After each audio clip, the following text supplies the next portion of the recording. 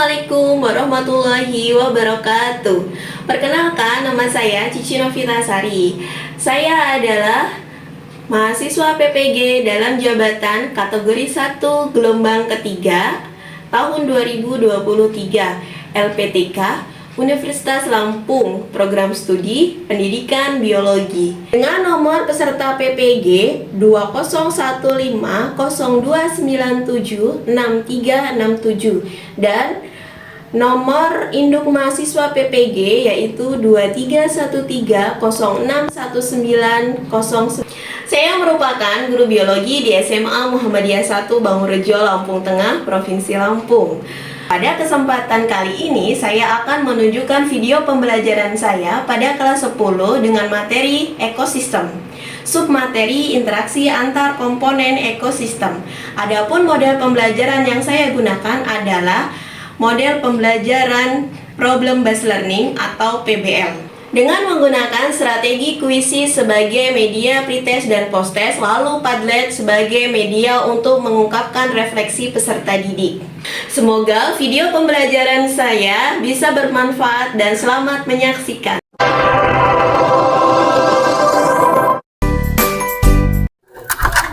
Assalamualaikum. Waalaikumsalam. Iya. Gimana kabarnya hari ini? Alhamdulillah. Tapi kurang semangat nih. Pada udah makan siang belum tadi waktu istirahat? Ya. Sudah. Tapi kok tetap nggak semangat ya? Perlu dikasih semangat ini.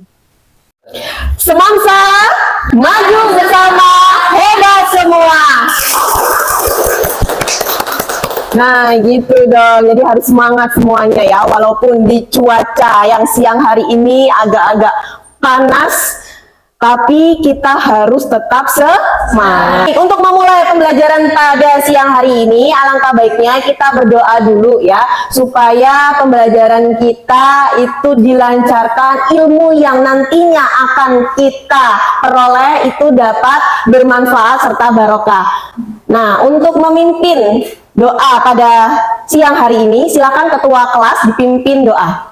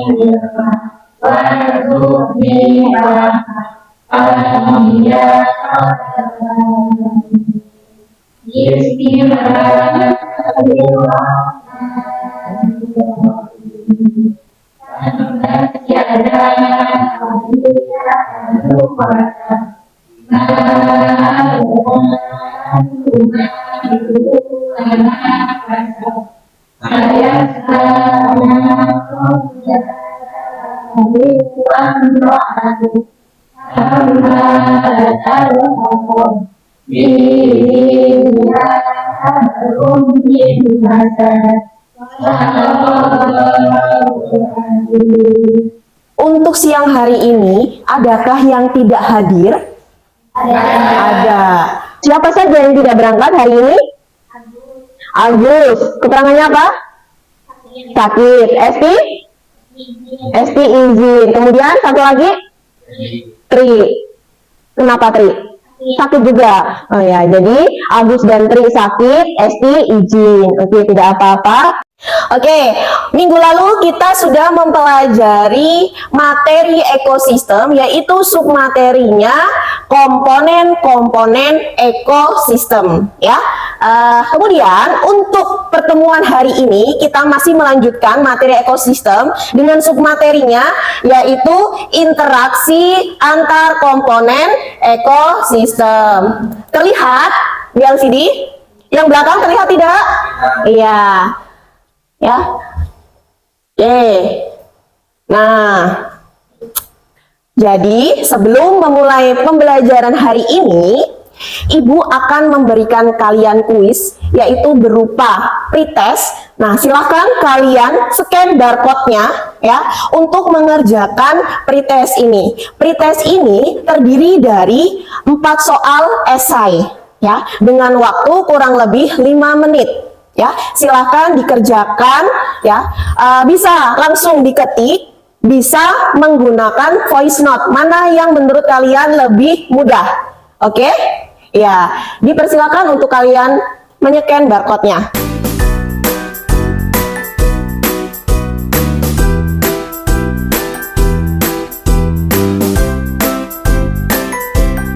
Nah, Ibu mau tanya nih. Pernahkah kalian melihat lebah hinggap pada bunga yang sudah mekar? Pernah? Nah, Ibu kasih tunjuk. Ibu kebetulan membawa realia seperti ini. Ini adalah realia.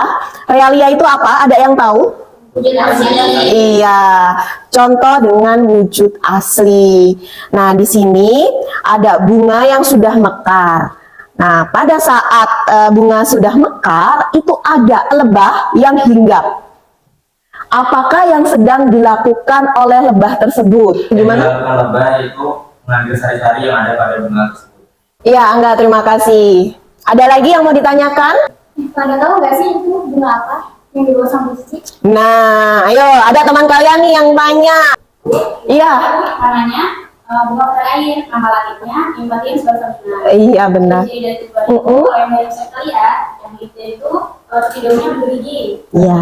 Bunga mata air juga punya warna yang colok, misalnya warna pink, putih, atau ungu. Nah, biasanya bunga mata air itu memiliki akar itu akan satu. Oke. Ada lagi yang mau menambahkan? Teman-teman, kalian ada yang tahu nggak sih kira-kira manfaat bunga mata air tadi itu apa? Ya. Yaitu yang pertama menjaga kesehatan usus, yang kedua mengatasi nyeri haid, yang ketiga menurunkan kolesterol, dan yang keempat menyembuhkan kuat usus. Jadi cara pemanfaatan tanaman mata air ini? Ya, ada yang tahu? Ya, bagaimana? Baik, caranya itu bisa dengan cara ditumbuk, kemudian dioleskan pada muka, lalu ditulis sebentar dan dibilas. Ya, pertanyaan terakhir, apakah aktivitas lebah itu dikatakan interaksi antar komponen ekosistem? Iya.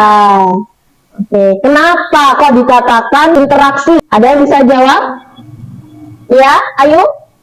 Karena adanya interaksi antara komponen biotik dan abiotik, yaitu lebah dan tanaman, dan komponen biotik dan abiotik, yaitu bunga dengan tanah, sinar matahari, dan air. Iya, benar. Ada yang mau menambahkan lagi?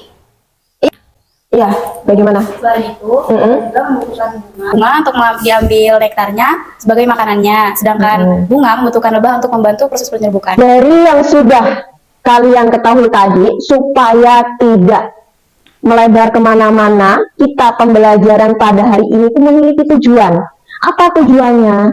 Yaitu yang pertama, mengumpulkan informasi tentang interaksi antara satu komponen biotik dan komponen biotik lainnya, kemudian membandingkan komponen biotik dengan komponen abiotik. Kemudian yang ketiga, merumuskan solusi atas permasalahan, yaitu ada isu lokal, nasional, dan global tentang interaksi antar komponen ekosistem. Kemudian setelah itu kalian mempresentasikan. Yang kelima yaitu membuktikan solusi atas permasalahan-permasalahan ya terkait ada isu tadi, ada isu lokal, nasional, dan isu global. Nah, jadi nantinya kalian itu melakukan diskusi kelompok untuk memecahkan suatu masalah ya, yaitu isu.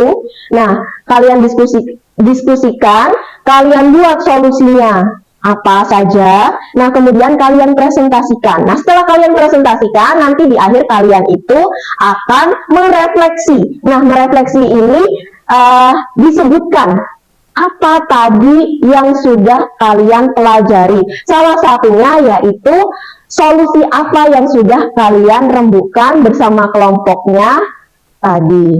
Oke? Ya, kita kemarin sudah mempelajari yaitu ekosistem, di mana ekosistem itu ada komponen-komponennya yang tadi sudah disebutkan oleh Ayu, yaitu ada komponen apa? Iya, biotik dan abiotik. Biotik itu yang bagaimana? Biotik itu yang hidup, komponen yang hidup yaitu makhluk hidup. Sedangkan yang abiotik yang tak hidup. Ya, contohnya air, tanah, batu, udara, sinar matahari, apalagi? Ya, suhu, kelembapan, dan banyak sekali yang lainnya. Tadi di pertanyaan yang awal ada lebah itu hinggap pada bunga yang sedang mekar karena lebah tersebut sedang melakukan aktivitas penyerbukan. Oke, ada lagi sedang melakukan apa? Iya, melakukan interaksi, yaitu antara komponen biotik dengan komponen biotik. Oke. Nah, Ibu kilas kembali tentang pengertian ekosistem. Ya, ekosistem merupakan suatu sistem, ya, di mana terjadi hubungan atau interaksi, ya, saling ketergantungan antara komponen-komponennya. Makanya tadi kenapa kok lebah melakukan aktivitas itu? Lebah itu membantu dalam penyerbukan. Nah, saling menguntungkan di mana lebah itu mengambil nektar untuk apa? Untuk dijadikan makanan. Sedangkan si tanaman ini keuntungannya apa? Iya, dibantu penyerbukannya. Nah, jadi baik yang berupa makhluk hidup maupun yang tidak hidup. Yang makhluk hidup itu tadi apa? Jadi antara bunga, ya, dengan lebah. Nah, yang tak hidup apa? Nah, selain lebah, ya, yang membantu penyerbukan itu bisa angin. Akhirnya, setiap komponen ekosistem memiliki makna khusus bagi komponen lainnya, yaitu hubungan saling ketergantungan antara komponen ekosistem yang sangat terorganisir. Selanjutnya, dalam suatu ekosistem terjadi interaksi. Jadi, terjadi interaksinya, contohnya seperti tadi, ada apa? Tanaman dengan lebah. Kemudian yang abiotiknya dengan yang biotik, tanaman dengan tanah, dengan air, dengan cahaya matahari, ya. Nah, kemudian bentuk interaksi antar komponen ekosistem, yaitu dapat terjadi antara spesies yang sama atau spesies yang berbeda. Nah, spesies yang sama ini yaitu biotik dengan biotik. Spesies yang berbeda biotik dengan abiotik. Oke, baik. Selanjutnya yaitu ada tipe-tipe interaksi antar spesies. Yang pertama, ada apa? Ada netralisme. Kemudian ada komen. Selanjutnya ada kemudian parasitisme, predasi, ya, protokooperasi, dan yang terakhir adalah mutualisme. Nah, sekarang Ibu mau tanya dengan kalian. Nih, dari ke-8 tipe interaksi yang kalian ketahui, yang familiar kalian ketahui, itu apa? Ayo tunjuk tangan, siapa yang tahu? Mutualisme. Iya, benar. Saling menguntungkan. Ada lagi? Selanjutnya, parasitisme. Oke, baik. Apa itu, Nesa? Menguntungkan satu pihak. Ya. Lanjut, ada apa lagi yang kalian ketahui? Iya, komensalisme. Apa itu, Angga? Ada lagi? Iya. Iya, lagi? Ya. Ada lagi, Yudi? Iya. Iya. Itu adalah jenis hubungan antara makhluk hidup yang merugikan satu organisme, sementara organisme lain tidak diuntungkan atau dirugikan. Ada lagi? Netralisme, Bu. Netralisme. Apa dulu? Hubungan antar Hubungan antar makhluk hidup yang tidak saling mempengaruhi. Satu lagi. Ya, apa itu, Dela? Di mana masing-masing pihak memperoleh keuntungan. Tipe interaksi antar spesies dalam ekosistem, yaitu ada 8. Ada yang bisa memberikan contoh? Yang pertama, mutualisme, saling menguntungkan. Tadi yang jawab siapa? Angga. Apa dengan apa? Lebah dengan bunga. Ya, contohnya itu tadi. Nah, untuk membuktikannya, nih, Ibu kasih contohnya supaya kalian paham. Netralisme, yaitu antara gajah dan burung pemakan bangkai yang sama hidup di satu habitat tapi tidak saling mempengaruhi, ya. Lanjut, kompetisi. Kompetisi itu persaingan. Nah, di sini ada sapi dan kambing. Kalau tadi Elpa ada kambing dan kuda, ya sama saja. Lanjut, ada komensalisme. Nah, tadi siapa komensalisme? Yang jawab? Angga ya? Yaitu di sini ikan remora menempel pada ikan hiu untuk mendapatkan perlindungan. Ya, perlindungan. Kenapa kau mencari perlindungan? Iya benar, karena untuk melindungi dirinya supaya tidak dimangsa oleh predator. Oke, sampai sini bagaimana? Apakah sudah jelas?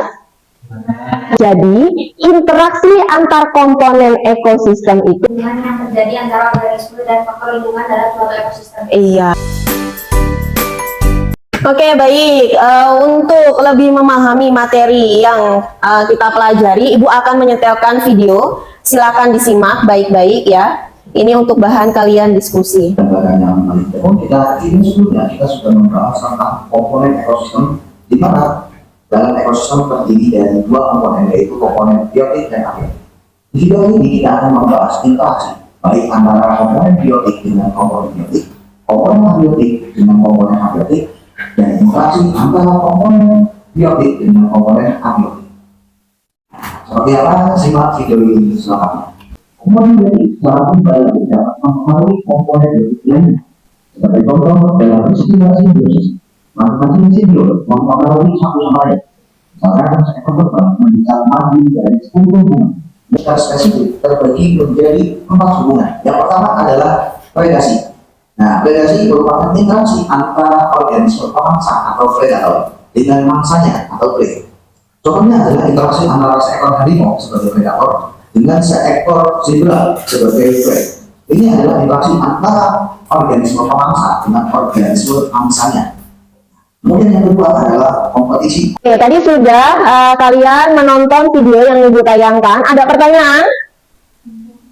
Cukup. Oke, untuk selanjutnya Ibu akan membagikan kelompok sesuai dengan kelompok yang sudah Ibu bagikan kemarin, yaitu ada isu lokal, isu nasional, dan isu global. Nah, silakan kalian membentuk kelompok sesuai dengan isu yang sudah Ibu bagikan kemarin.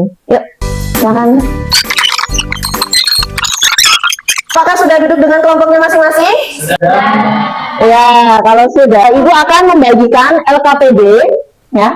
LKPD berdasarkan isu-isu yang pertama, isu lokal. Ya, kelompok isu lokal silakan maju. Ya, sama-sama. Kelompok isu nasional silakan maju.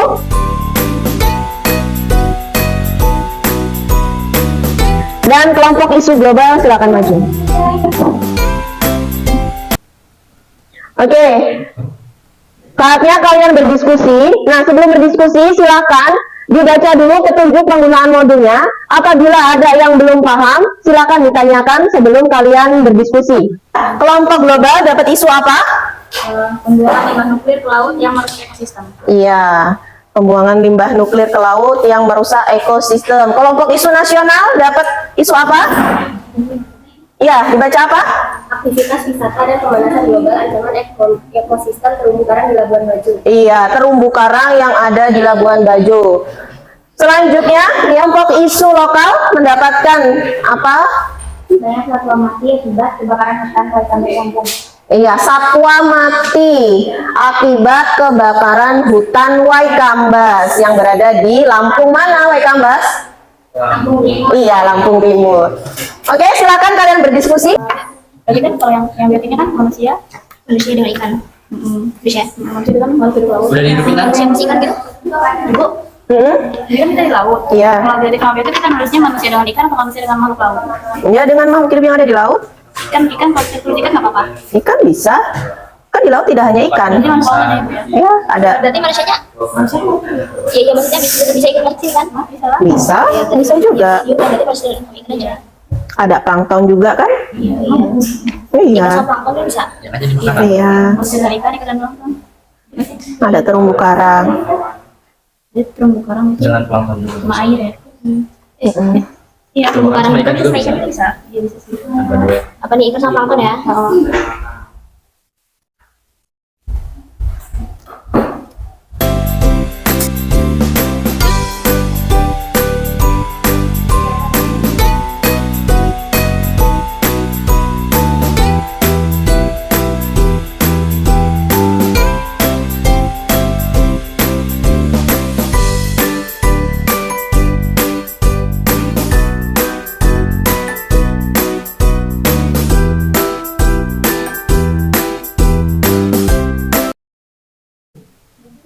Ya, perhatikan kelompok yang lainnya.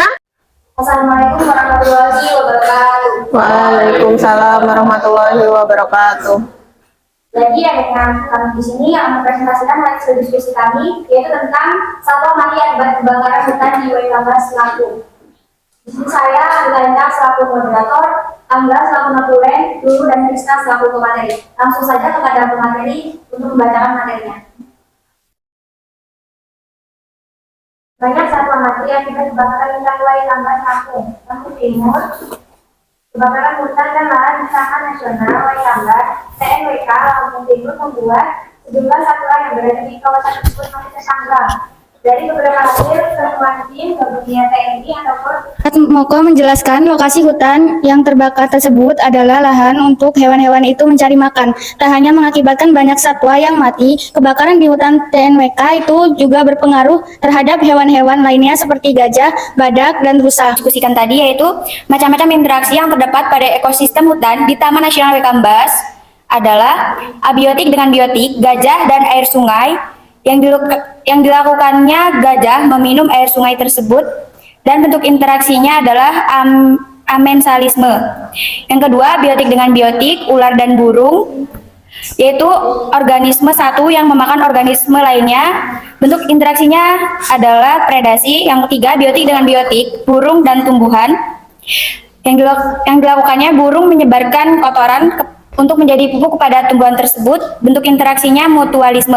Pertanyaan keempat, cara atau solusi yang diambil untuk mengatasi permasalahan pada ekosistem hutan tersebut adalah penanaman kembali, pengawasan dan penegakan hukum yang lebih ketat, edukasi dan partisipasi masyarakat, pengembangan ekosistem berkelanjutan. Untuk pertanyaan yang kelima, untuk kesimpulannya, dengan demikian, untuk menjaga keberlangsungan ekosistem hutan di Taman Nasional Waikambas, penting untuk memahami dan menghormati interaksi kompleks antara ekosistem tersebut. Iya.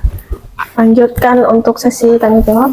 Selanjutnya yaitu sesi pertanyaan. Bagi yang ingin bertanya, saya persilahkan. saya ingin bertanya. Perkenalkan, nama saya Rizina Farini Amelia dari Global. Pertanyaannya yaitu, apa dampak kebakaran pada hutan Waikambas? Jadi bertanya, nama saya Rizina dari Institut Nasional. Cara untuk mengatasi permasalahan kebakaran hutan Waikambas. Terima kasih atas pertanyaannya. Berikan waktu untuk menjawab pertanyaan. Baik, saya akan menjawab pertanyaan dari kelompok global. Pertanyaan dari Alfa. Dampak dari kebakaran di Taman Waikambas sangatlah serius dan berpotensi merusak ekosistem. Berikut adalah beberapa dampak dari kebakaran di Taman Waikambas. 1. Kerusakan habitat. 2. Kerugian biodiversitas. 3. Kerugian ekosistem. 4. Populasi udara. Izin menambahkan, contoh ekosistem yang dirugikan itu yang seperti apa? Contoh ekosistem yang dirugikan yaitu kebakaran dapat mempengaruhi keseluruhan ekosistem, mulai dari komposisi tumbuhan hingga kelangkaan sumber daya pakan bagi hewan-hewan di dalamnya. Contoh hewan tersebut seperti gajah, ular, dan lain-lain. Hal ini dapat mengganggu rantai makanan dan interaksi antar spesies, berdampak pula pada kestabilan ekosistem secara keseluruhan. Saya akan menjawab pertanyaan dari kelompok nasional.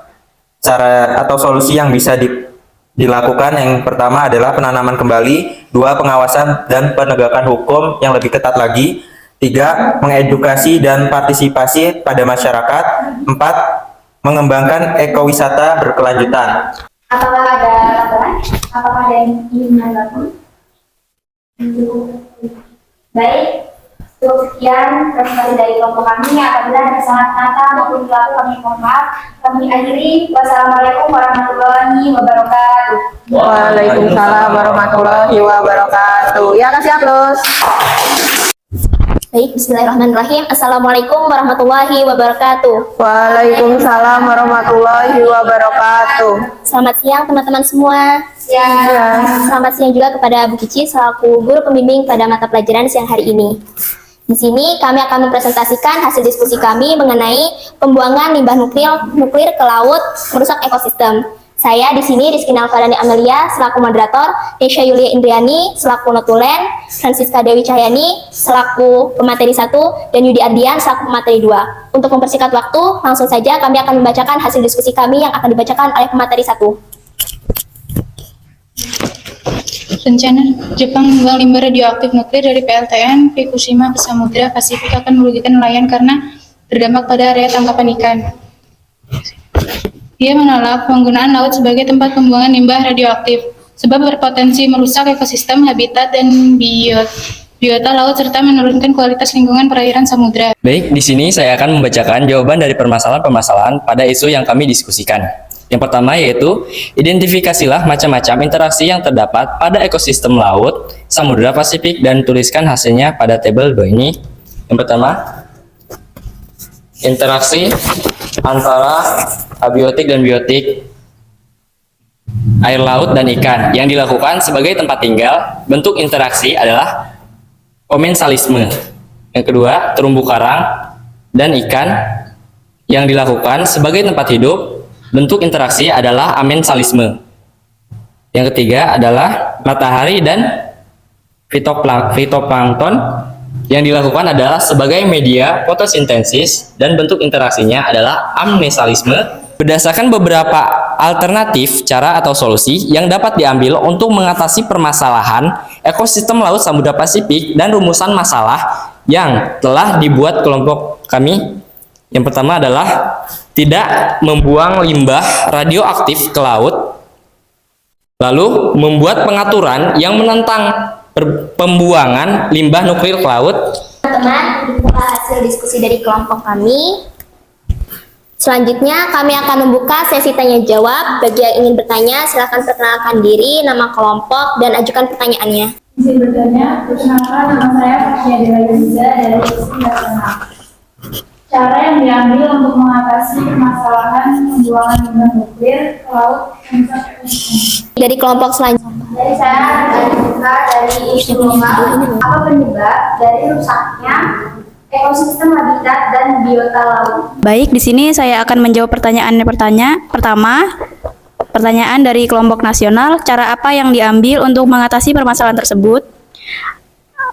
Adapun caranya yang pertama yaitu tidak membuang limbah radioaktif ke laut, dan selain itu membuat peraturan yang menentang pembuangan limbah nuklir ke laut. Untuk pertanyaan yang kedua, pertanyaan dari isu lokal, apa penyebab dari rusaknya ekosistem dan biota laut? Jawabannya yaitu pembuangan limbah nuklir ke laut yang merusak ekosistem. Baik, apakah ada yang ingin menanggap atau menambahkan? Menanggapi pertanyaan yang tadi itu sama kelompok global belum dijawab secara detail, jadi zat apa yang merusak ekosistem laut tersebut? Baik, tadi ditanyakan zat apa sih yang terkandung sehingganya ekosistem laut tersebut itu menjadi rusak. Jadi terdapat zat radioaktif yang dapat meracuni para biota laut sehingga para biota laut itu bisa terkena dampaknya, yaitu seperti rusaknya biota laut bahkan sampai kepunahan. Baik, apakah puas dengan jawaban dari kelompok kami? Sekian presentasi dari kelompok kami. Maaf apabila ada salah kata atau ucap. Kami ucapkan terima kasih kepada para teman-teman dan guru juga. Kami akhiri. Wassalamualaikum warahmatullahi wabarakatuh. Waalaikumsalam warahmatullahi wabarakatuh. Ya, Bismillahirrahmanirrahim. Assalamualaikum warahmatullahi wabarakatuh. wabarakatuh. Jadi adanya kami di sini hasil diskusi kelompok kami yang berjudul aktivitas wisata dan pemanasan global ancam ekosistem terumbu karang di Labuan Bajo. Perkenalkan, nama saya Syifa Delia Putri selaku moderator dan ada anggota saya Ayu Triningsih sebagai notulen, Neng Intan sebagai pemateri 1 dan Dela sebagai pemateri 2. Langsung saja. materi 1 dipersilahkan.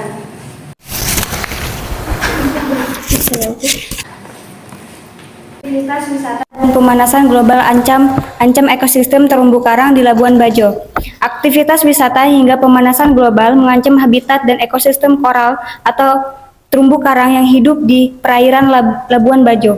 Manggarai Barat, Nusa Tenggara. Jika itu benar terjadi, masyarakat lokal adalah Menjadi korban meskipun tingginya aktivitas wisata dampak positif bagi perekonomian. Banyaknya sampah, mulai dari jangkar kapal dan aktivitas snorkel yang terlalu tinggi bisa membuat karang jadi stres dan tingkat kematian besar. Lebih lanjut, sampah plastik yang hanyut dari darat juga menjadi masalah bagi ekosistem terumbu karang.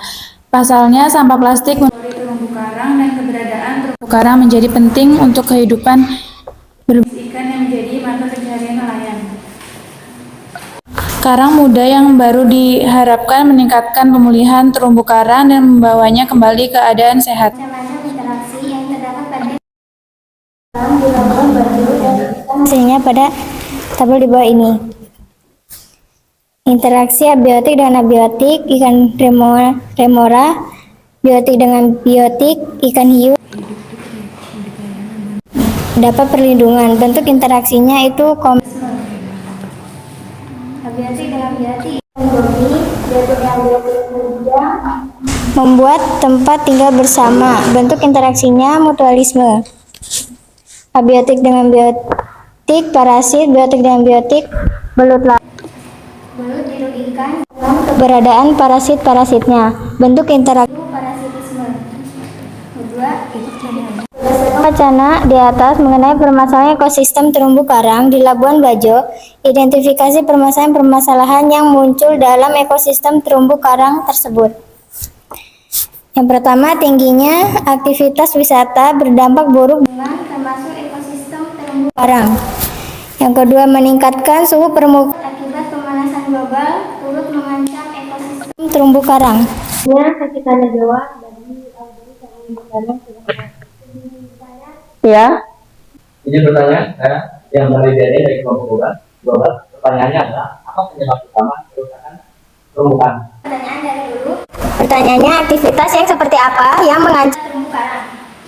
Sampah plastik yang hanyut dari darat juga menjadi masalah bagi ekosistem terumbu karang. Hasilnya, saya akan menjawab tadi. Pertanyaannya, apa penyebab utama kerusakan terumbu karang? Yaitu banyaknya sampah dan meningkatnya suhu permukaan laut akibat Sekian presentasi dari kelompok kami. Kami akhiri. Wassalamualaikum warahmatullahi wabarakatuh. waalaikumsalam warahmatullahi wabarakatuh. Oke, itulah tadi hasil dari kalian presentasi oleh kelompok global, kelompok nasional, dan kelompok lokal. Nah, baik, karena memang sudah selesai, Ibu mau ada satu orang yang menyimpulkan dari kegiatan pembelajaran hari ini. Bu, Ya, silakan. jadi kesimpulan materi kita pada hari ini yaitu tentang apa itu ekosistem, komponen-komponen penyusunnya, serta dampaknya bagi kehidupan di sekitar kita. Oke, terima kasih Nesa telah menyimpulkan kegiatan komponen biotik dan komponen abiotik. Kemudian interaksi antara komponen biotik dengan komponen biotik dengan komponen abiotik, ya. Kemudian abiotik dengan abiotik. Selanjutnya kita akan mengerjakan post test ya, disiapkan HP-nya.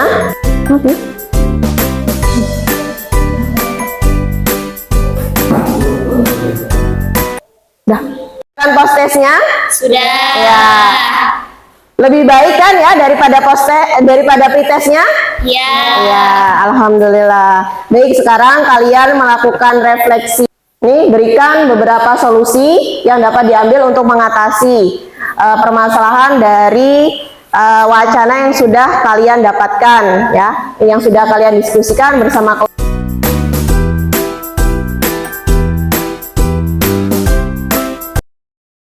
Mengerjakan semua? Sudah. Ya, alhamdulillah. Terima kasih ya. Pembelajaran kita hari ini dari siang ternyata hingga larut malam sampai maghrib. Mohon maaf sekali. Mudah-mudahan apa yang kita pelajari hari ini dapat bermanfaat, bisa kalian aplikasikan di rumah ya, di masyarakat. Kalian harus menjaga lingkungan. Nah, permohonan maaf saya sampaikan kepada orang tua kalian bahwasanya seharusnya kalian pulang siang, tapi siang digunakan untuk pembelajaran sehingga kalian harus pulang sampai malam ini. Nah, tetap jaga kesehatan sampai rumah istirahat. Yang ada tugas, jangan lupa tugasnya dikerjakan, istirahat yang cukup ya. Besok pagi kalian harus sekolah ya. Terima kasih untuk pembelajaran hari ini. Ibu cukupkan, silakan ketua kelas dipimpin doanya untuk pembelajaran hari ini. Baik kawan-kawan, untuk mengakhiri pembelajaran pada hari ini, mari kita tutup dengan doa. Berdoa mulai. Bismillahirrahmanirrahim. Subhanallahumma wa bihamdika asyhadu an la ilaha illa anta astaghfiruka wa atubu ilaik. Allahul alim. Baik, Ibu akhiri. Wassalamualaikum warahmatullahi wabarakatuh. Waalaikumsalam.